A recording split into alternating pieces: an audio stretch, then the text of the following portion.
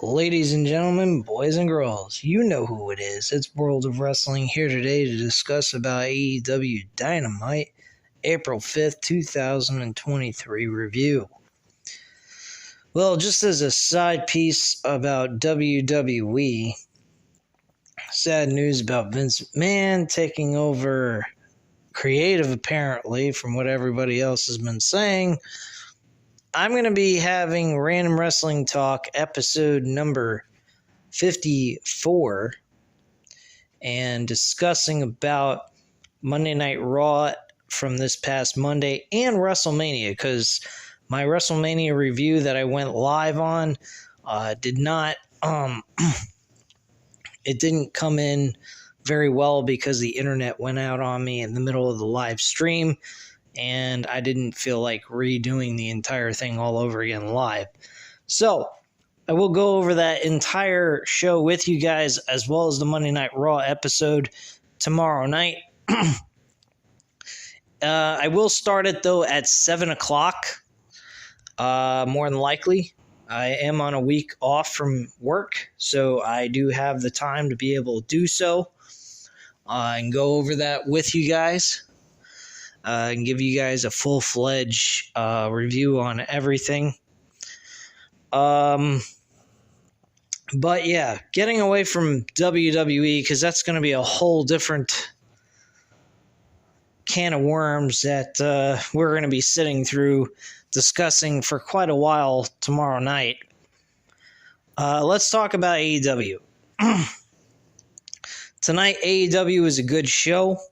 I enjoyed it. Had a lot of fun. And obviously, FTR was not leaving AEW because good old Vinnie Mac was back.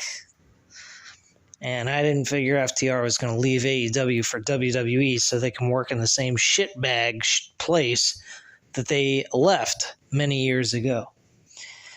FTR won their match against the Gun Club in a very decent main event. I enjoyed it for what it was. The House of Black beat the Best Friends with Orange Cassidy, Chuck Taylor, and Trent Beretta. And they retained their trios tag team titles. That was fairly good matchup as well. We had Jon Moxley, Wheeler Yuta, and Claudio in a 6-man tag team match with a bunch of fucking nobodies. And Bryan Danielson was there as a manager, per se. And after they beat the living shit out of them and Wheeler Yuta got the win for his team, they went ahead and Bryan Danielson explained why he came back to the Blackpool Combat Club. He said because they're professionals. They're pro wrestlers. And he says he loves them. Thinks they're great guys. And then all of a sudden we had Hangman Page come out and wanted to fight them off. And he was like, well, you know, it's funny. Nobody else in the back is coming out here to help you. All you are is an amateur. And he said everybody else in pro wrestling in America are amateurs after what he's seen this past week, which I'm believing he's referring to what happened in WWE recently, because, as we all know, Raw absolutely sucked this past Monday. Now, I just saying one thing about Raw, I enjoyed some of it for what it was. But, yeah, Raw was not the greatest show in the world, but I didn't think it was terrible either. But there's a lot of people that say it was. So I'm not gonna shit on anyone who says the fucking episode sucked ass, because let's face facts. Anytime we know that Vince McMahon's in the back doing something, we know it's for no good. So I'm just gonna leave it at that. But, yeah, you guys may not see Raw reviews and SmackDown reviews for much longer on this channel. Just saying. All right, we had Ricky Starks also was was supposed to have a match with Juice Robinson, but that got all turned into a no contest when Jay White showed up and beat the shit out of Ricky Starks with Juice Robinson. So apparently we are going to see at Double or Nothing Jay White and Ricky Starks going one-on-one, which is a nice transition over to someone like Jay White for Ricky Starks to work with, because let's face facts, Juice Robinson's more of a Dynamite or Rampage type of competitor job to deal with than an actual pay-per-view like Double or Nothing. So Ricky Starks has a good opponent. Now they could turn this into a tag team matchup. Ricky Starks finds a teammate to team with him against Jay White and Juice Robinson. But I doubt that's going to happen. And Jay White is officially part of AEW. And kudos to him for making the right decision, because WWE, with the notion of Vince McMahon being around, I don't think it's safe for anybody to actually do anything in WWE right now because of what's going on in the back. Chris Jericho is interviewed about Adam Cole and how he felt about what happened with Daniel Garcia and Adam Cole from last week. And all of a sudden, we had Keith Lee show up. All gray beard, gray hair, and everything. Very interesting look. And he made a challenge to Chris Jericho next week on Dynamite. That should be a good match.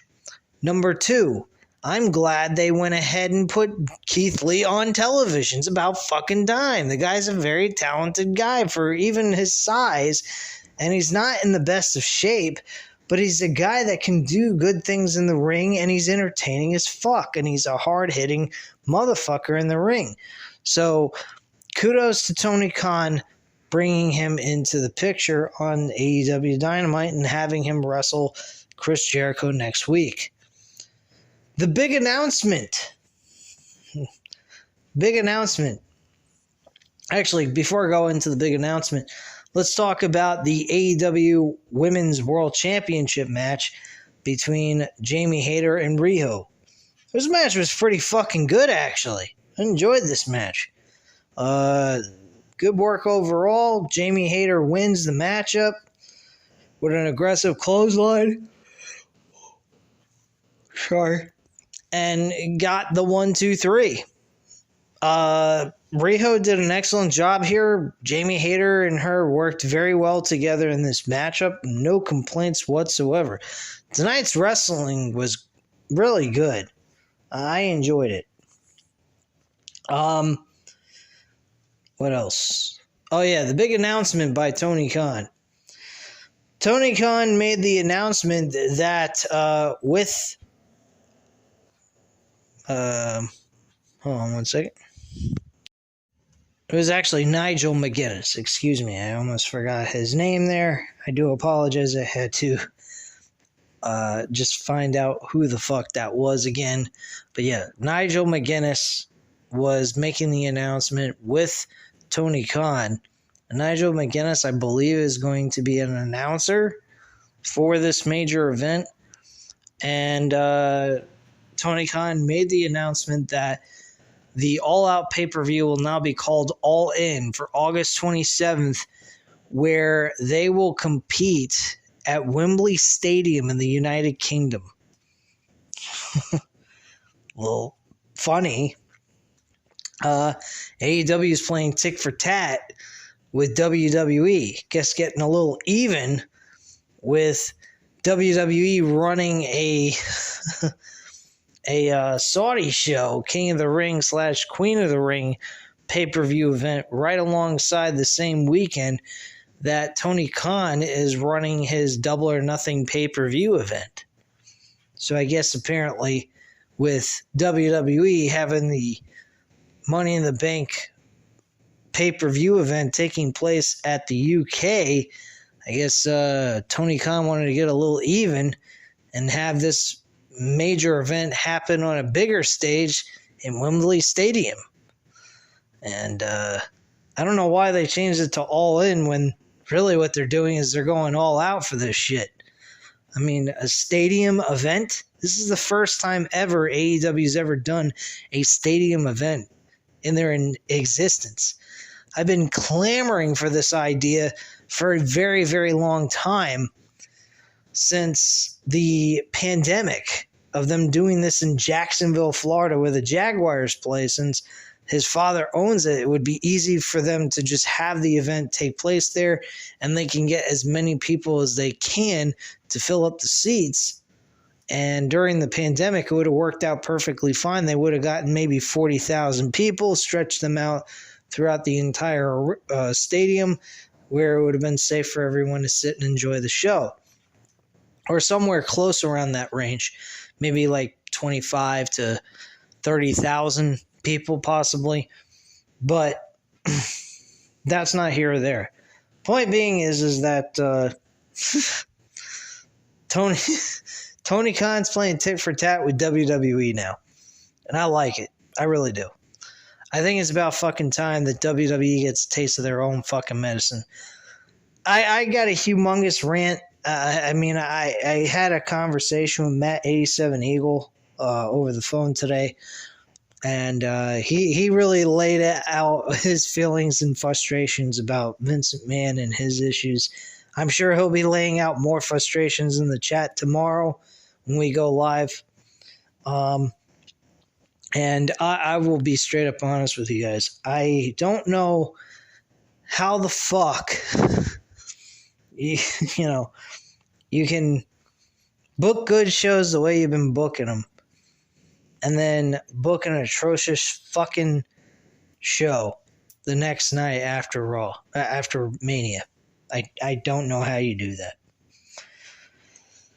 My attitude is real simple. Who fuck cares? I really don't. Give us all this great content leading into WrestleMania, from fucking SummerSlam of last year all the way up to WrestleMania, and then we get bullshit again. I don't know, man. I really don't. But I think it's about time that AEW puts their pedal to the metal and start taking full-fledged advantage of the fact that WWE is right back in the shitter again. And that everything they worked their asses off for was for nothing. So, that's just my viewpoint on that. MJF, he went ahead. He had a very fun, entertaining promo tonight. He did a singing promo. Pennies are coming down from heaven or some shit like that. Sounding like he's fucking Frank Sinatra. Talks about how great he is, how Long Island, New York is awesome. And pretty much just gives his overall, viewpoint on that he's one of the best champions of all time in AEW. And that being the world champion means the world to him. Talks about this teacher named Miss Benedict. And she pretty much knocked him for having ADHD, attention deficit disorder, or whatever, and ADD. And he pretty much was asked why he would daydream in her class, and it was because he was thinking about wrestling. And he said that he wanted to become a world champion someday. She said the chances of that was never, or something like that. He said, well, guess what, lady? You might want to go back and recalculate your math, because I'm the world heavyweight champion, baby. So, yeah, he pretty much cut that. He went up to the stage to do some more celebrating. And then all of a sudden, Jack Perry was actually disguised as one of the guys that were working on the music or the instruments, and he made a mistake, and he told the guy that he thought was just a normal musician that he made a mistake and miscue. So he was pissed at him. And then he took the disguise off, and it was Jack Perry, Jungle Boy. And he attacked him from behind and then started beating him up and all that good stuff. They had people separating the two. Sammy Guevara came out, and he looked at the World Championship on the ground. He picked that bitch up, and he was like, hey. He raised the title. The title looked pretty good on him, actually. I wouldn't mind Sammy Guevara becoming World Heavyweight Champion at some point in his career. He looks pretty good with a World Championship in his hands. Kind of reminds me of a smaller version of Randy Orton. The way he raised that title up in the air. What a cocky attitude that is. But moving forward from there, Sammy Guevara went up against the Commander. And this match was fucking great. I actually enjoyed this match. This is one of the better matches on the show. There was also other good matches that took place on the show, but this was a good match nonetheless. So I enjoyed it. Sammy Guevara won against the Commander. Then he went ahead and cut a promo of his own. He told pretty much a similar story of MJF as like Jungle Boy did. He said, look, man, and Darby Allin, he said, look, man, you're one of the weakest pillars in this company out of the four of us. You went ahead and you built your career on lying, never being part of a group. You were part of the inner circle. You left them. You were part of the Pinnacle. You left them. You were part of the firm, and you left them. You sold your soul to be at the top of your game and to become the World Heavyweight Champion. He said, I worked my ass off and I main evented pay-per-views in my career, doing hard work and busting my ass to be where I am today. And I plan on becoming the World Heavyweight Champion, basically, is what he was trying to say in the entire promo, and told all three of his opponents for the World Championship to go fuck themselves. Not bad. Darby Allin was watching from the top of the rafters, like as if he was Sting. And MJF was sitting in the back watching and listening to what Sammy Guevara had to say, and he wasn't too happy about that either. So basically, that was the entire show. Overall, this was not bad at all. This was a good show. I enjoyed it. Far better than what we saw with WWE this past Monday. And that's all I have to say about that, guys. So you know what to do. Hit the like button if you liked the video. Hit the subscribe button if you're not already subscribed to the channel. And leave a comment down below, and I'll definitely get back to you on that. Thank you guys very much for watching, and have a great night, guys.